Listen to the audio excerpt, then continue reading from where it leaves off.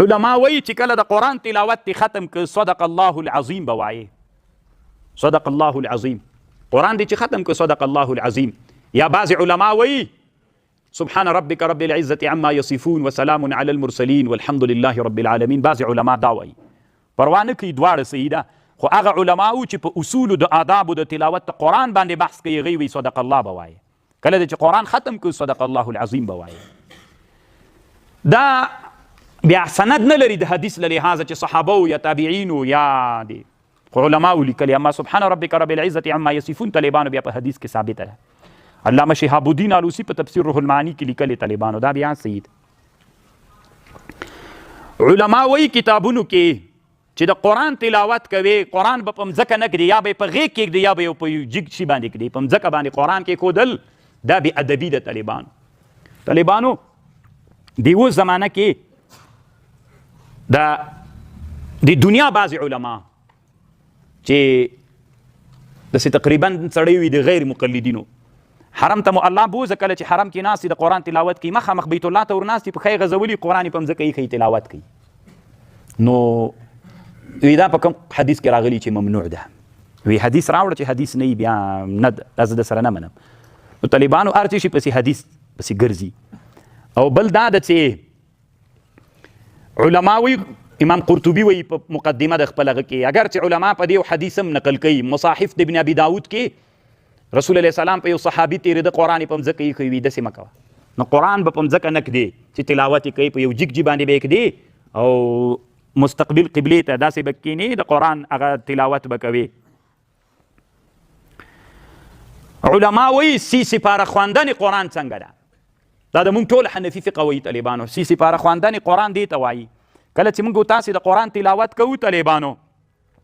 بیا د قرآن تلاوت داسې کوو 10 سپارې ورکو 10 نفرو ته هر یو په زوره وایي نو دلته هر یو چې وایي په زوره باندې نو یو د بل استماع نه کوي بیخي استماع ورکه سوله پکې نو دې ته سی سپاره خواندنې قرآن وایي دا فتوا هندیې دا ترخانیې محیط د موږ ټول حنفي فقها وایي دا مکروه ده داسې به نه کوي علامه عبدالحی لکنوي رحمه الله نه په نفل المفتي کې پوښتنه سوې چې کله بعضې خلک راجمع سي د قرآن تلاوت کې یو په بل باندې حنفي فقها دا مکروه بلي لنډې دا طالبانو اگر چې اختلاف هم شته پکې خو طالبانو چې حدیثو ته مراجعه وکړي بیا انشاءالله نه د مکروه محدثین علما وایي نه د مکروه کله کله به صحابه راجمع سول د قرآن تلاوت به یې کول یضجون ضجا د قرآن په زوره به چې ټول ویلې داسې اواز به پورته کېده نو انشاءالله اگر چې حنفي فقهای مکروه بلي محدثین طالبانو مکروه نه بلي امام النووي په التبیان کتاب کې هلته د صحابو احادیث نقل کړي دي طالبانو زما خپله رایه دا ده اگر چې یم حنفي طالبانو خو حدیثونه هغه په جواز کې دي نو د کراهیت خبره زه خپله نه کوم طالبانو بیا هم اولا او احتیاط دا ده چې باید کني پروا نه کوي طالبانو امام النووي التبیان فی آداب حملة القرآن کې په دې مسله باندې ښه بحث کړی ده اگر چې فقها دې ته طالبانو سی سپاره خواندنې قرآن وایي فتاوا تاطرخانیه چې وګوري هلته په دې نقل کوي علما وایي چې کله تا قرآن ویلې نو اعوذ بالله به ورته وایي اعوذ بالله بسم الله خو چې قرآن دې بیرته له سره شروع کو لږ دمه دې وکړله بیا به هم طالبانو اعوذ بالله بسم الله وایي استیناف دپاره اگر چې د بسم الله خبرې او د اعوذ بالله طالبانو وروسته مو چې تفسیر شروع کو هلته بیا خبرې درته کومه ان شاء الله طالبانو قرآن او ذکر دا نیت ته ضرورت نه لري انما الاعمال بالنیات اعمال تر نیته پورې تړاو لري مونځ طالبانو بې نیته صحیح کېږي نیت په مانځه کې چی ده فرض ده نو نیت طالبانو دا په مانځه کې فرض ده اما قرآن تلاوت چې کوي نیت ته ضرورت نسته پکې چې وي ښه ده اما ضرور نه ده طالبانو امام النووي رحمه الله دلته په اتقان کې هم لیکلي امام سیوطي یو کتاب جوړ کړی ده منتهى الاعمال فی شرح حدیث انما الاعمال په دې کتاب کې هم لیکلی ده نو طالبانو په ذکر په تسبیح او په قرآن کې چاته ضرورت نسته ده نیت ته ضرورت نسته ما طالبانو مشکات باندې کومه لیکنه چې کړې ده هغه اول جل باندې نو هلته په حدیث ته انما الاعمالو باندې ډېرې مسایل لیکلي دي نو که څوک غواړي چې بعضې مسایل چې دا مسئله هم ده پکې نیت ته ضرورت لري که نه لري طالبانو بعضې داسې ترک د فعل نیت ته ضرورت لري که نه بعضې نور مسایل دلته شته خو علما وایي قرآن تسبیح ذکر تحلیل دا نیت ته ضرورت نه لري اما چې وي ښه ده چې د الله دپاره وي نور نیت ته ضرورت لري نه طالبانو علما وایي قرآن مرتب او ترتیب سره ویلل افضل دي که قرآن تیز ویلل ډیر ثواب لري. چې سړی لږ قرآن ووایي ښه یې وایي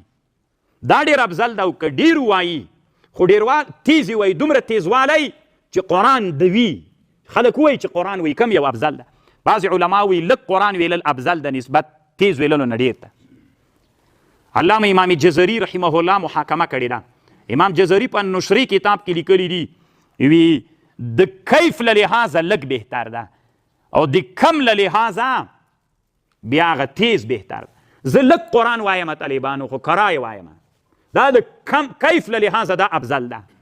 چې ډیر وایم خو لږ تیز وایم د کمیت له لحاظه بیا دا بهتر.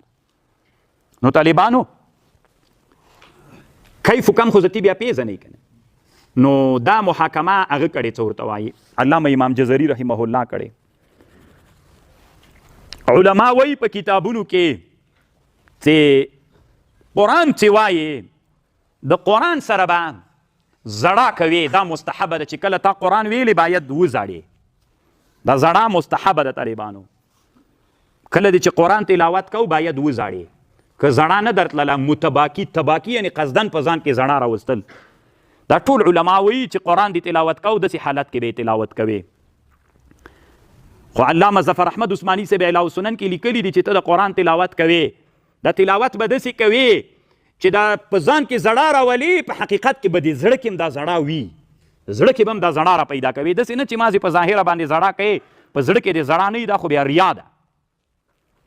نو دا علامه ظفر احمد عثماني صاحب دا یو ټکی بله مو سره زیات کړی و. دا ښه خبر ده طالبانو. ګوره زاړې به یا به په ځان کې زړه را پیدا کوې، داسې نه چې ته سترګو کې غږ کې دې زړه اغځي بلکې زړه کې به هم زړه را پیدا کوي. دا خبره طالبانو د مونږ ټولو علماو کړې، ابن الحجر، علامه بدرالدین العیني او ډېرو نورو علماو دا مسئله کتابونو کې ذکر کړې ده. او بل علما وایي په کتابونو کې چې قرآن تلاوت کوي په ښه غږ به تلاوت کوي. طالبانو علما وایي زین القرآن باصواتکم، تاسې ښایسته کوئ قرآن په غږونو باندې. طالبانو دنیا کې علما تیر دي، هر یو یوه ښه رایه لري. زین القرآن تاسې ښایسته کوئ قرآن په خپلو غږونو باندې. څه معنا قرآن په ښه غږ ووایه، دا د عامو علماو رایه ده. امام قرطبي وایي وایي نه دا حدیث مقلوب ده. زینوا القرآن باصواتکم زینوا الاصوات بالقرآن. وایي که ته وایي قرآن خو خپله نور ده، قرآن خپله ښایسته ده، هغه دې تا ښه غږ ته ضرورت نه لري. وایي که ته وایې چې قرآن ته ته ښایست په غږ ورکوه، وایي دا ډېره خطرناکه خبره ده. وایي دا ته څه وایې؟ وایي د دې دا معنا نه ده چې ته قرآن ښایسته که په غږ باندې، د دې دا مطلب ده خپل غږ دې ته ښایسته که په قرآن باندې. چې غږېږې ډېر دا خپل غږ دې هېڅ ښایست نه لري. که ته غواړې چې خپل غږ ته دې ښایست ورکړې په قرآن یې ورکړه. یعنې که غواړې چې ډېر غږېږې غږ دې ښه ښایسته سي قرآن پې ووایه. تاسې په خبر پوهېږئ؟ قرطبي وایي زین القرآن باصواتکم د دې مطلب دا ده چې تاسې غږونه خپل په قرآن ښایسته کوئ، قرآن په غږونو مه ښایسته کوئ. دا خطرناکه ده. قرآن خپله نورو ښایست لري، په غږ یې چې ښایسته کوي خپله ښایسته ده. او که ته وایي دا خبر کوي، وایي دا خطرناکه خبر ده، ډېر بحث یې په دې کړی. اما عام علما وایي مستحبه دا ده چې قرآن په ښه غږ ووایه. قرآن خو ډېر ښایسته ده، خو کله چې ښه غږ ورسره وي بیا طالبانو قرآن نور هم ډېر ښایست پیدا کوي. نو الله عز وجل دې مونږ ته غږونه ښه کړي